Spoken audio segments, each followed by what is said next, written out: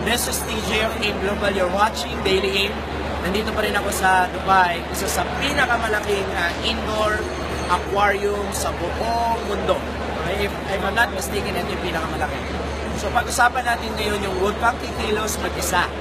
Minsan tayo kapag ginagawa natin yung business, may mga times na kumikilos tayo mag-isa.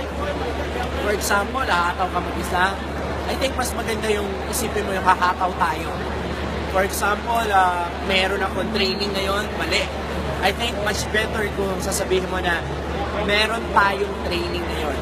Lagi kang magsasama ng mga tao, especially mga dinidevelop mo na leaders, lagi mo silang isasama para makita nila kung paano ka kumilos. So that is very, very important for you to create a leader. Go ahead, go ahead. So, importante yun kasi in that way, mas nabibigyan mo sila ng responsibility sa negosyo mo. So, it's very, very important na huwag kang ikilos mag-isa kasi kailangan habang ginagawa mo negosyo, meron din may mga taong natututo sa'yo every time na kasama mo yung mga downlines mo. So, for example, meron kang OPP, huwag ikaw lahat. Huwag ikaw yung intro, ikaw opening, ikaw closing, ikaw na lahat.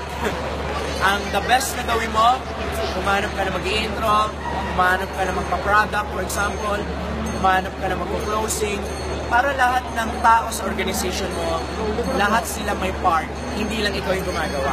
Okay? So again, remember, lahat ng top earner, karamihan sa kanila, ganun yung mindset nila.